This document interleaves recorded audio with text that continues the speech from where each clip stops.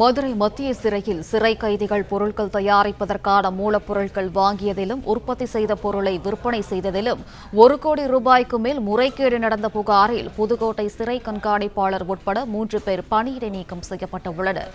கூடுதல் விவரங்களை செய்தியாளர் ராஜ்குமார் வழங்க கேட்கலாம். ராஜ்குமார், வணக்கம். விவரங்கள் என்ன ராஜ்குமார்? வணக்கம். மதுரை மத்திய சிறையில் மோசடி தொடர்பாக சிறைத்துறை கண்காணிப்பாளர், கூடுதல் கண்காணிப்பாளர் உள்ளிட்ட 3 பணியிடை நீக்கம் செய்யப்பட்டிருப்பது சிறைத்துறை அதிகாரிகள் மத்தியில் அதிர்ச்சியை ஏற்படுத்தியிருக்கிறது. மதுரை மத்திய சிறையில 2016 முதல் 2021 வரை பணியிலிருந்து தற்போது புதுக்கோட்டை மத்திய சிறையில் கண்காணிப்பாளராக இருக்கும் ஊர்மிளா, பாளையங்கோட்டை சிறையில் கூடுதல் கண்காணிப்பாளராக இருக்கக்கூடிய வசந்தகண்ணன், வேலூர் சிறை நிர்வாக அதிகாரி தியாகராஜன் 3 பணியிடை நீக்கம் செய்யப்பட்டிருக்கிறார்கள்.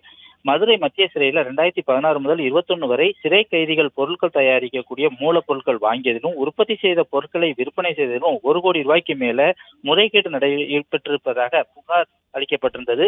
இந்த முறைகேடு தொடர்பாக புகார் அளிக்கப்பட்டிருந்த நிலையில லஞ்ச ஒழிப்புத்துறை போலீசாரும் அவர்களிடம் சோதனையும் நடத்தி அந்த சிறைத்துறையில் திடீர்னு சோதனைகள் நடத்தினர். இதுல இந்த முறைகேடு தொடர்பாக மத்திய சிறைத்துறை கண்காணிப்பாளர் ஊர்மிளா, பாளையங்கோட்டை மத்திய சிறையில ஏடிஎஸ்பியாக இருக்கக்கூடிய வசந்தகண்ணன், வேலூர் மத்திய சிறையில் ஏஓவா இருக்கக்கூடிய தியாகராஜன், சாபருல்லா உள்ளிட்ட 11 பேர் மீது மதுரை லஞ்ச ஒழிப்புத்துறை போலீசார் வழக்கு பதிவு செய்து விசாரணை நடத்திய நிலையில சிறைத்துறை கண்காணிப்பாளர், கூடுதல் கண்காணிப்பாளர் உள்ளிட்ட 3 தற்போது பணியிடை நீக்கம் செய்யப்பட்டிருப்பது சிறைத்துறை அதிகாரிகள் மத்தியில அதிர்ச்சியை ஏற்படுத்தி இருக்கிறது.